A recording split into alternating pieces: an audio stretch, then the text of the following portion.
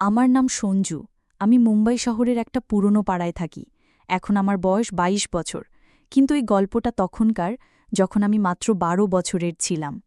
আমাদের বাড়ির পিছনে আঙ্কেল আর তার স্ত্রী রাগিনী আন্টি থাকতেন। আঙ্কেল বয়সে অনেক বড় ছিলেন, কিন্তু আন্টি যেন কোনো সিনেমার নায়িকা। লম্বা ঘন চুল, বড় বড় কালো চোখ, গোলাপি ঠোঁট আর একদম ফর্সা। ছোটবেলা থেকে আমি তাকে দেখে আসছি, কিন্তু কখনো কথা বলার সাহস হয়নি। একদিন আন্টি খাটিয়ায় শুয়েছিলেন, তার ওড়না একটু নেমে গিয়েছিল আর চোখ বন্ধ ছিল। আমি শুধু তাকিয়েছিলাম। হঠাৎ তিনি চোখ খুললেন, সোজা আমার দিকে তাকালেন আর বললেন, সঞ্জু, কি দেখছ? আমি তো একদম ঘাবড়ে গেলাম।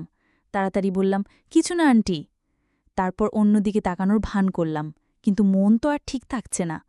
আন্টি হালকা হেসে বললেন, আচ্ছা। আমি মাথা নাড়লাম আর চুপচাপ ফিরে এলাম। কিছুক্ষণ পর আন্টি আমাদের বাড়িতে এলেন। মায়ের সঙ্গে হাসি মুখে গল্প করতে লাগলেন। আমার ভয় হচ্ছিল, কোথাও আন্টি মায়ের কাছে কিছু উল্টোপাল্টা বলে না দেন। আমি চুপি চুপি বেরিয়ে যাওয়ার চেষ্টা করলাম। তখনই পিছন থেকে ডাক, সঞ্জু। আমার তো পা কাঁপছে। ভয়ে ভয়ে ঘুরে বললাম, জি আন্টি। আন্টি আবার হালকা হেসে বললেন, বাজারে যাচ্ছ? আমার জন্য কিছু জিনিস নিয়ে এসো। মাও মাঝখান থেকে বলে উঠলেন, হ্যাঁ বাবা, নিয়ে এসো। আমার আর কোনো উপায় ছিল না। মাথা নাড়লাম। আন্টি একটা কাগজে লেখা লিস্ট আর টাকা দিলেন। যাওয়ার সময় বললেন, জিনিস নিয়ে আমার বাড়িতেই চলে এসো। কথাটা আমার কেমন যেন লাগল, তবু কিছু না বলে চলে গেলাম। বাজার থেকে জিনিস কিনে ফিরলাম। মা বললেন, আন্টি তার বাড়ি চলে গেছে। ভাবলাম ঠিক আছে, দিয়েই আসি। তার বাড়ির দরজা হালকা খোলা ছিল। ভিতরে উকি দিয়ে ডাকলাম। আন্টির গলা ভেসে এলো, আয় ভিতরে আয় সঞ্জু। আমি গেলাম। তিনি আমার দিকে তাকিয়ে মুচকি হাসলেন। বললেন, বাহ, তুমি তো তাড়াতাড়ি চলে এলে। আমি জিনিস দিয়ে চলে যাচ্ছিলাম, তখনই তিনি ডাকলেন, সঞ্জু, একটা কথা জিজ্ঞেস করি? আমি বললাম, হ্যাঁ জিজ্ঞেস করুন। তিনি মাথা নিচু করে হালকা হেসে বললেন, তোমার কোনো গার্লফ্রেন্ড আছে? আমি তড়িঘড়ি বললাম, না আন্টি। তার চোখে একটা অদ্ভুত চমক দেখলাম।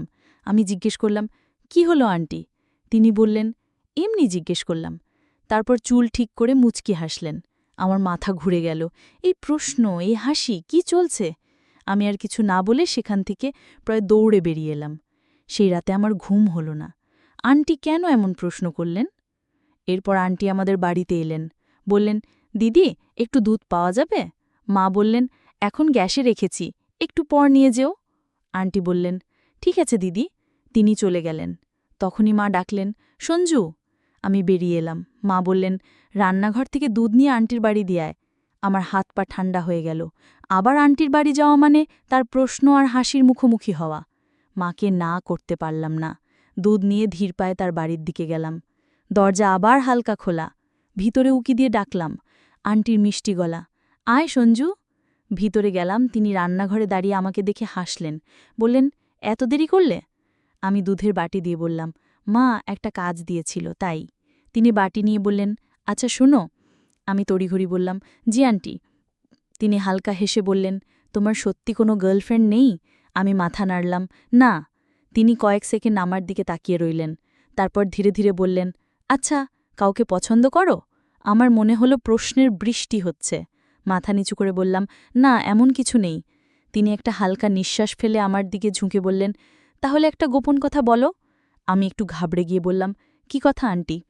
তিনি আমার চোখে চোখ রেখে ধীরে বললেন, যাকে পছন্দ করা হয় তাকে কখনো বলতে হয় না, সামনের মানুষ নিজেই বুঝে নেয়। আমার বুকটা ধাস করতে লাগল। এটা কি হচ্ছে? আন্টি দুধ গ্যাসে রেখে মুচকি হেসে বললেন, যাও মাকে বলে দিও, দুধ রেখে দিয়েছি।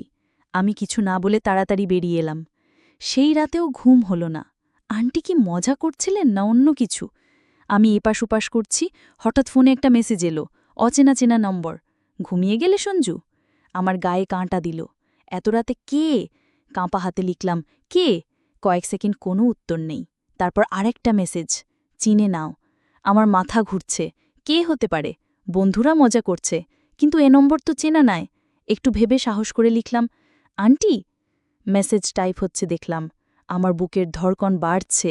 তারপর মেসেজ এলো, হ্যাঁ, রাগ করলে না তো? আমার হাত পা অবশ হয়ে গেল। এটা কি হচ্ছে? আমি ধীরে লিখলাম, না, কিন্তু আমার নম্বর পেলেন কিভাবে? উত্তর এলো, তোমার মায়ের কাছ থেকে নিয়েছি। বলেছি কোনোদিন তোমাকে জিনিস আনতে বলতে পারি, তাই নম্বর লাগবে। আমার মাথায় ঝড় উঠল। মা না ভেবেই নম্বর দিয়ে দিয়েছেন, কিন্তু আন্টি এটা কিসের জন্য ব্যবহার করছেন? আমি দ্বিধায় পড়লাম। তখন আরেকটা মেসেজ, শোনো, কাল সন্ধ্যায় ছাদে এসো, কথা আছে। আমার হাত পা ঠান্ডা। কি কথা? উত্তর লিখতে যাচ্ছি, তখন আরেকটা মেসেজ, ভয় পেও না, কিছু ভুল বলবো না, শুধু কথা বলতে চাই।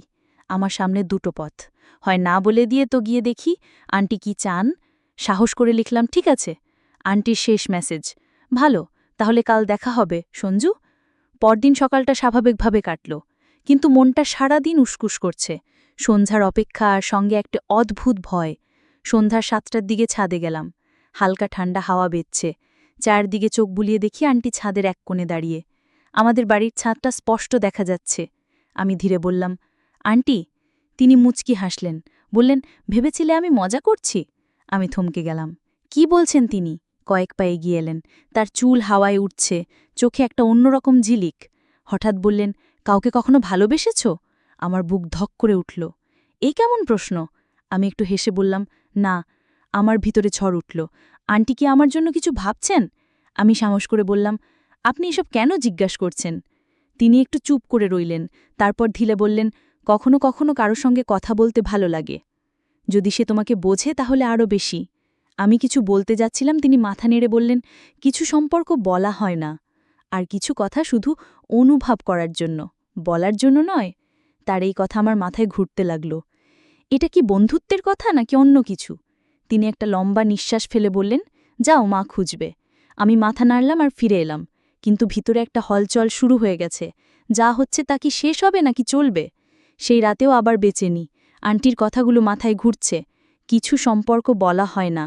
আমি কি বেশি ভাবছি, নাকি আন্টি সত্যি কিছু বলতে চান যা সরাসরি বলতে পারছেন না? পরদিন সকালেও মনটা উদাস। দুপুর পর্যন্ত আন্টিকে দেখলাম না। সন্ধ্যায় আমি বাড়ির বাইরে দাঁড়ি, হঠাৎ পিছন থেকে ডাক, সঞ্জু। ঘুরে দেখি আন্টি মুচকি হাসছেন। বললেন, বাজারে যাচ্ছ? আমি বললাম, হ্যাঁ, কিছু জিনিস আনতে হবে। তিনি পার্স থেকে 200 টাকার নোট বের করে দিলেন। বললেন, আমার জন্য কিছু জিনিস নিয়ে এসো। আমি চুপচাপ নোট নিলাম, কিন্তু এবার তিনি যাওয়ার সময় ধীরে বললেন, শুধু জিনিস নয়, সন্ধ্যায় ছাদে এসো, কথা আছে। আমার বেচেনি আরও বেড়ে গেল। তাড়াতাড়ি বাজার থেকে জিনিস নিয়ে তার বাড়ি দিয়ে এলাম। মা ভাবলেন আমি শুধু জিনিস দিয়ে এসেছি। সুযোগ পেয়েই ছাদে গেলাম। আন্টি আগে থেকেই দাঁড়িয়ে বললেন, ভালো করলে এসেছ। আমি ধীরে বললাম, কি কথা ছিল আন্টি? তিনি রেলিংয়ে হাত রেখে বললেন, কখনো মনে হয় যে কেউ তোমাকে বোঝে? কিছু না বলেও আমি বুঝতে পারলাম না কি উত্তর দেব। তিনি বলে চললেন, তার সঙ্গে কথা বলতে ভালো লাগে।